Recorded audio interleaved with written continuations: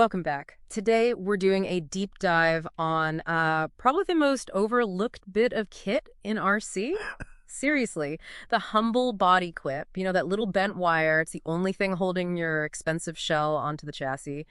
Our mission, really, is to unpack how this tiny part, it's technically an R clip, right? But customized for RC involves some pretty critical engineering choices and some surprising trade-offs too between, function, keeping the body secure, and just how good the car looks. Okay, let's get into this forgotten fastener. Yeah, it's fascinating because the material itself is a starting point. It's not just any old wire. It absolutely has to be specialized tempered spring steel. That's what gives the clip its memory, its essential property. Memory. Yeah, memory. Like if you bend a paper clip, it just stays bent, right? It takes a set, loses its clamping force. But spring steel, it snaps back. It keeps that consistent tension every single time you take it off and put it back on. Without that elasticity, well, the clip's basically useless. Okay, so the material science gives us that reliable hold. But using the clip day to day, that brings up what you might call the first big paradox: size versus, well, convenience. Let's look at the small end first. Clips for like 112 scale cars, or maybe those tiny ones for vintage Tamiya kits. The appeal there is totally about scale aesthetics, isn't it? They just look right, proportionate. Oh, absolutely. They look fantastic on a Shelf Queen or a detailed crawler. And it's a big but. What? That look comes with a serious ergonomic cost. Anyone who's used them knows this ergonomic challenge.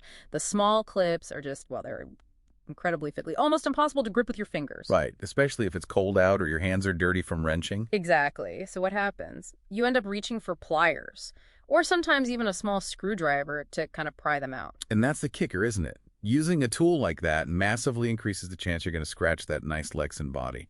Or you might tear up the decals right around the body post. You bought the small clip for looks, but using it risks ruining the look. Yeah. Kind of ironic. Precisely. Now, contrast that with the bigger clips, the ones you see on, say, 18-scale bashers, like an Arma truck. Yeah. These often use a much thicker wire gauge, maybe 1.4 millimeters, something like that. Yeah. The big advantage there is twofold.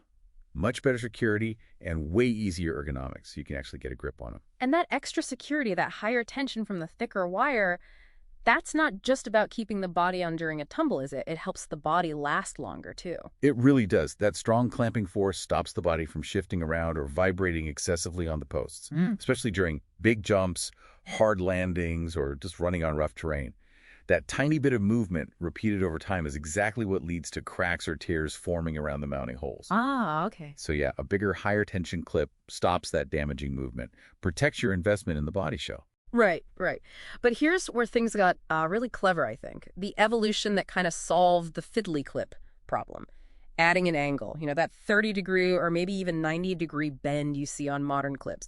It seems so simple now, but it was a game changer for usability. It's basic mechanical leverage, really. Brilliant in its simplicity. That angle acts like a built-in pull tab. Like a little handle. Exactly. A little lever. It gives your finger a natural raised point to catch and pull against. This one geometric tweak basically eliminates the need for tools for most people, and that directly tackles the body scratching problem that was so common with the old flat, straight clips. Okay, that sounds like the perfect solution, especially for bashers or racers. But hang on, doesn't adding that bigger, easier to grab angle create like a new snag point? Couldn't it catch more easily on a branch or maybe track piping and, rip the body off in a crash? That's a totally valid point from an engineering perspective.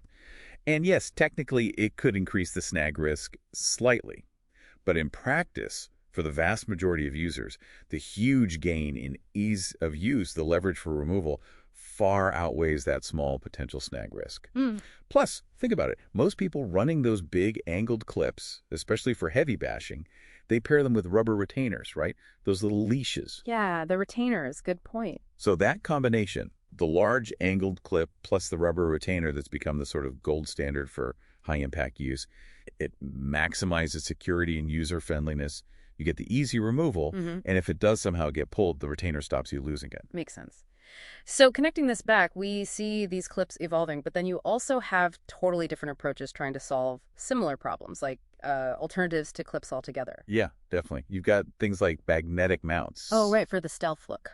Exactly. Fantastic for aesthetics, especially on drifters or show cars where you don't want any visible clips messing up the lines. But the downside is holding power. It's limited. They can definitely pop off during hard cornering, jumps, or even just a quick rollover. Not ideal for performance driving. Okay, what else? Then you have screw-on cap systems.